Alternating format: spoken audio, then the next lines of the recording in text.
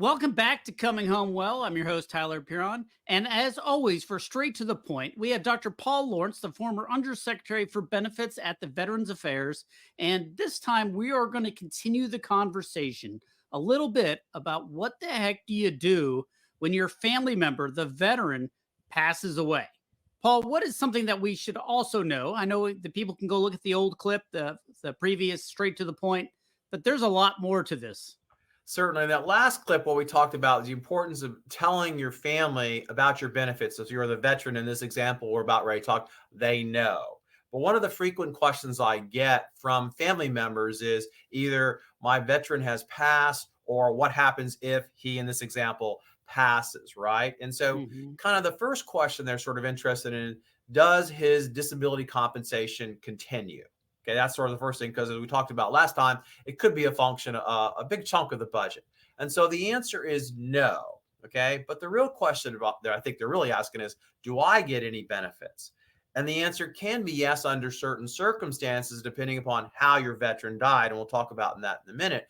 But one of the benefits you and I ended on was something called DIC, Dependency and Indemnity Compensation, which is why everyone calls it DIC, which is essentially benefits to the spouse, children, and even parents under certain circumstances around the veteran's death, right? And the easiest way to think about it is that death is related to something he was service connected for, right? So got exposed to Agent Orange during Vietnam, dies from one of the cancers that are recognized as one of the conditions you get from that. So you'd be eligible for DIC. Now, the last thing on this one before I let you is it's really, really important. So now we're into just the mechanics of this, that you pay attention to what gets written on the death certificate, right? So if someone dies, you get a certificate. So I went and looked at our state in Virginia, about 2/3 of the way down, there's a whole block called cause of death.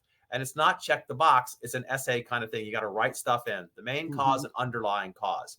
Obviously, it'll be easier for you to say that my veteran died of service-connected condition if it is written in the cause of death. So I know it's really hard while you're grieving. I know it's really hard, but that's important. And if it isn't gotten right, you might have to loop back through that. So that's the first answer to what might be available for me if my veteran passes. So, for instance, if I had a heart attack and it wasn't necessarily related directly, but the reason I had a heart condition is I had some other condition that was service connected. Right. You make sure they annotate that on the death record, on the death certificate. So then it's a lot easier for the VA to say, yes, that was related to the service connection.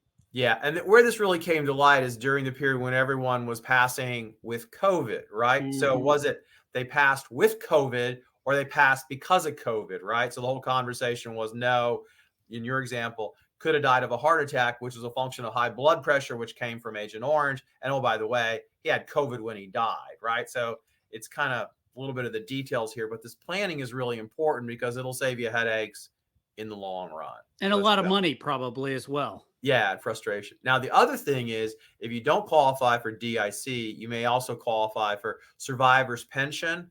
Remember, if your veteran served during certain periods of time and your assets are below a certain number, I think it's about $150,000, you could qualify this for survivor's pension in this example.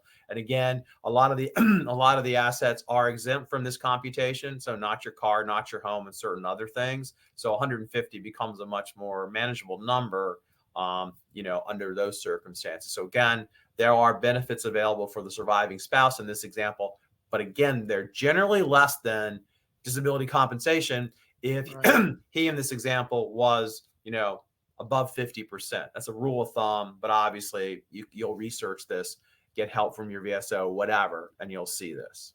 So if they're 100%, does anything change in this calculus?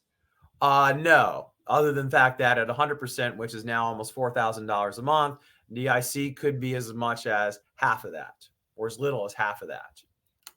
Okay. Does that enable people to get, is there any, it's got to be service connected if they're 100%. If I recall, there's some rule about that. There are rules there are rules. So if you're 100%, this is really in the weeds. So we're not going to get this right. But if they're 100% for certain periods of time, 5 years, 10 years, and they passed, it doesn't matter that if it was related to the service connection, right? So Gotcha. Yeah, that's what I was looking for. That's yeah, what I sort of remembered. So what right. else should we know? Well, there's a couple other things, right? It has to deal with veteran passing, okay? So there's sort of some scenarios, right? Veteran passes, and oh, by the way, just shortly before he passes, gets a letter from VA saying, hey, your claim has been approved, and normally would give you a retro payment of some thousands of dollars, okay? Well, that's what's called an accrued benefit. And the surviving spouse in our example can fill out a form and get the accrued benefit. So even though it was earmarked to John Smith, Jane Smith can get this. So it's called accrued benefit. Mhm. Okay. And there's a special form you can do that. It's pretty straightforward. Okay. So that's like one of these things where it's sort of in flight, if you will. And my claim was approved. The veteran passed before I got it all settled out. Okay. Accrued benefit. And this could be one of the cases where it's a long period of time. It's been appealed a number of things, and they Yeah. pass in the interim. They still were owed that money. Right. So it's been resolved. Now, this is a little bit of a nuance here. There's also a scenario you're sort of getting at, which is the claim is in the process of being done, but it's not done. Mhm. Okay. It could be just an original claim. It could be claim for increase, but it also could be like you just pointed out, Tyler, back and forth appeals, remand appeals, whatever. Okay. You can do what's called a substitution or substitute claim.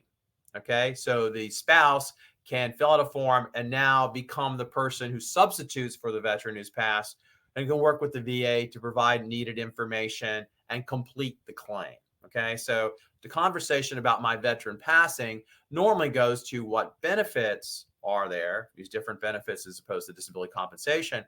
But there's also some nuances around accrued benefits and substitute claim, right? So it's kind of completes the conversation of how to either close out or resolve all the things related to your veteran. So as always, the best thing to do is go reach out to your VSO or local VSO, Veteran Service Organization.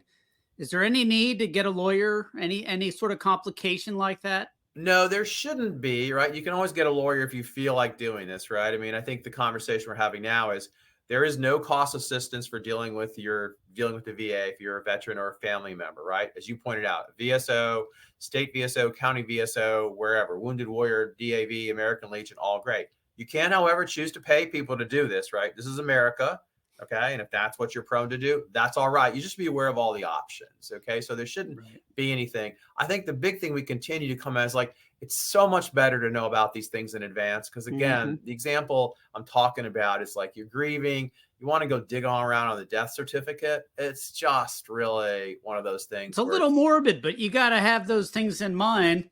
yeah. As just like any sort of death planning, the more you do in advance, the less stress it is on your family afterwards. Well, that's a good point, right? End of life planning is incredibly uncomfortable, but the survivors, in this example, the spouse, right, the wife, will be so much better off having done this, right? So it's really one of these hard things to imagine, but if you care about them, you really don't want to stick this on them, so to speak. Yeah, they're dealing with your loss, and if you're not prepared, it's all new, and you don't even know to ask in a lot of cases. Right. So that's why, hey, go read Paul's book, Veterans Benefits. It's out. I think it's on the table behind him. It's an excellent primer on a lot of the benefits that are available and sort of the steps you got to take. There's a lot of charts and things like that. It's a great reference guide, but also go reach out to your local VSO. But more importantly, talk to your veteran about, hey, what are you getting benefits for? Right. What kind of disabilities you have? Those are sort of the conversations that you need to have so you're prepared. Paul, I'd leave you with the last word. Is there anything else that we should know? No, follow up on that. And also not only what benefits, where are your medical records? Because this is going to be important too if I have to deal with anything. So yeah, no, really, really good summary, Tyler.